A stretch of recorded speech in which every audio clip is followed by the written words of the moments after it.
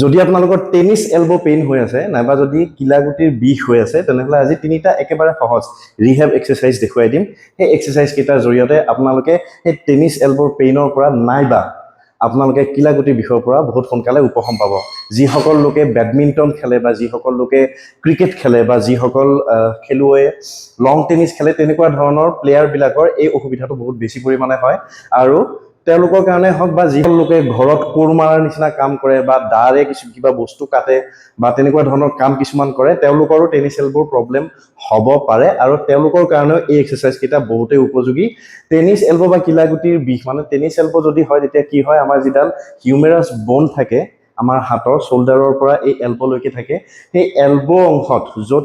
হিউমেৰাছ বনডাল শেষ হৈছে এলবোৰ লগত জইন হৈছে তাত লেটাৰেল কণ্ডাইল বুলি এটা অংশ থাকে বাহিৰৰ ফালে আৰু তাৰ পৰাই ইচিআৰবি বুলি এটা মাসল ওলাই যিখিনি জেগাত মাসল ওলাই মানে মাসল আৰু সেই বনডালৰ জইন হয় সেইখিনিকে টেণ্ডন বুলি কয় ইচিআৰবি টেণ্ডন আৰু সেই টেণ্ডনত যদি সুৱেলিং হয় বা তেনেকুৱা কিবা বেলেগ অসুবিধা হয় তেতিয়া আমাৰ টেনিছ এলবৰ অসুবিধাই দেখা দিয়ে মানে এই অংশখিনিত আপোনালোকে হয়তো শুনিছিলে যদি আপোনালোকে ক্ৰিকেট চাইছিলে যে শচীন তেণ্ডুলকাৰৰ এই টেনিছ এলবৰ বহুত প্ৰব্লেম আছিলে তেওঁ টেনিছ এলবত বহুতবাৰ টেনিছ এলবৰ প্ৰব্লেমৰ কাৰণে বহুতবাৰ অপাৰেশ্যনো কৰিব লগা হৈছিলে বহুতবাৰ তেওঁলোকে বিভিন্ন মানে তেখেতে বিভিন্ন খেলৰ পৰা মানে নিজক বিৰত ৰাখিবলগীয়া হৈছিলে মানে বিভিন্ন কেইখন ক্ৰিকেট খেলৰ পৰা নিজকে বিৰত ৰাখিবলগীয়া হৈছিলে আৰু সেই অসুবিধা তেওঁৰ টেনিছ এলবৰ কাৰণে হৈছিলে গতিকে একেবাৰে সহজ তিনিটা এক্সাৰচাইজ তাৰ কাৰণে আপোনালোকক প্ৰয়োজন হ'ব এটা ইটা নাইবা কিবা এটা ওজনৰ নাইবা আৰু তাৰ লগত এখন কাপোৰ কাপোৰ এখন আৰু এটা ইটা নাইবা ঘৰত যদি আপোনালোকৰ এনেকুৱা প্লেট আছে এনেকুৱা যদি প্লেট আছে প্লেট থাকিলেতো আৰু ভাল যদি নাই তেনেহ'লে ইটা নাইবা তেনেকুৱা ওজন থকা বস্তু এটা লৈ পেলাই আপুনি সেই ৰিহেব এক্সাৰচাইজ কেইটা কৰিব লাগে এতিয়া সেই এক্সাৰচাইজ কেইটা কেনেকৈ কৰিব মই আপোনালোকক দেখুৱাই দিম যিকোনো এখন বেঞ্চত নাইবা টেবুলত আপোনালোকে এনেকুৱা কাপোৰ এখন ল'ব টি চাৰ্ট এটাও ল'ব পাৰে বা এনেকুৱা গামোচা বা কাপোৰ এখনো ল'ব পাৰে কাপোৰখন এনেকৈ পাৰি ল'ব লৈ তাৰ ওপৰত সেই ৱেইটটো ওজন থকা বস্তুটো ৰাখিব এতিয়া ওজন থকা বস্তু এইটো ইটাও হ'ব পাৰে বা কিবা বেলেগ ধৰণৰ ওজন থকা বস্তু হ'ব পাৰে হৈ ভালকে বহি লৈ ইয়াক আপোনালোকে হাত দুখন সম্পূৰ্ণৰূপে চিধা কৰি মই যেনেকৈ দেখুৱাইছো সেনেকৈ হাতৰ ওচৰলৈকে ওজনটো টানি আনিব কিন্তু মনত ৰাখিব এই এক্সাৰচাইজটো কৰাৰ সময়ত হাত দুখন সম্পূৰ্ণৰূপে চিধা থাকিব লাগিব এনেকৈ বেকা কৰি নহয় সম্পূৰ্ণৰূপে চিধা এবাৰ টানি আনিলে আকৌ আগৰ অৱস্থালৈকে লৈ গ'ল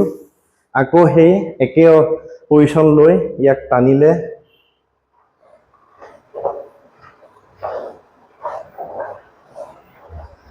আকৌ আগৰ পজিশ্যনলৈ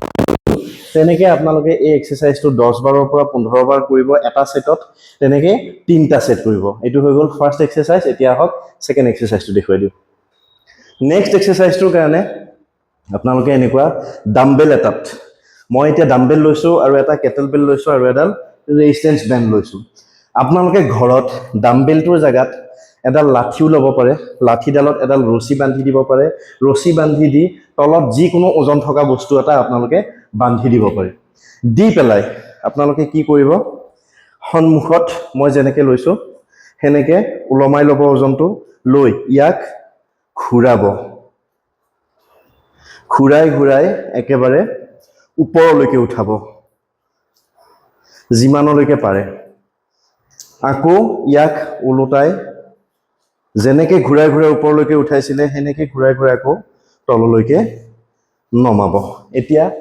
এবাৰ ওপৰলৈকে উঠাই তললৈকে নমাওঁতে সেইটো হ'ব এটা ৰেপিটেশ্যন তেনেকৈ আপোনালোকে 5 বাৰৰ পৰা 10 বাৰ মানে 10টা ৰেপিটেশ্যন কৰিব এটা সেটত আৰু টোটেল 2টাৰ পৰা 3টা সেট কৰিব 2টা সেটো কৰিব পাৰে নাইবা 3টা সেটো কৰিব পাৰে এইটো হৈ গ'ল সেকেন্ড এক্সাৰচাইজ এইবাৰ আমি থাৰ্ড এক্সাৰচাইজ নেক্সট এক্সাৰচাইজটো আচলতে আমি সকলোৱে প্ৰায় কৰিয়ে থাকোঁ ঘৰত আমি যে কাপোৰ ধুওঁ কাপোৰ ধোৱাৰ পিছত যে কাপোৰ চেপো আমি পানী আঁতৰাবৰ কাৰণে সেইটো এক্সাৰচাইজ এনেকৈ ল'ব হাত দুখন সম্পূৰ্ণৰূপে চিধা আৰু ইয়াক পকাব এবাৰ পকাব আকৌ ওলোটাই ওলোটা সাইডে পকাব আকৌ এবাৰ এনেকৈ পকাব আকৌ ওলোটা সাইডে আমি যে কাপোৰ যে আঁতো এনেকৈ কৰিলে হ'ল 1 1 2 2 up to 10 to 15 repetition এটা সেটত তেনেকৈ আপোনালোকে 3 to 5 সেট কৰিব গতিকে এই তিনটা এক্সাৰসাইজ আপোনালোকৰ যদি টেনিছ এলবৰ পেইন হৈ আছে বা টেনিছ এলবৰ যদি ইনজুৰি আছে বা কিলাগুটিৰ বিষ আছে তেনেহ'লে এই তিনটা এক্সাৰসাইজৰ জৰিয়তে আপোনালোকে সেই বিষৰ পৰা সেই অসুবিধাৰ পৰা পৰিত্ৰাণ পাব কিন্তু এটা কথা মনত ৰাখিব 21 দিন বা 21 দিনৰ ওপৰত যদি বিষটো আপোনালোকৰ কন্টিনিউ হৈ থাকে এজন অভিজ্ঞ ডাক্তৰৰ পৰামৰ্শ ল'বলৈ কেতিয়াও নাপাহৰিব আজি ফিটনেছ ৰিলেটেড ভিডিঅ'টো ইমানেই নতুন নতুন ফিটনেছ ৰিলেটেড ভিডিঅ' লৈ মই অতি সোনকালে আহিম ধন্যবাদ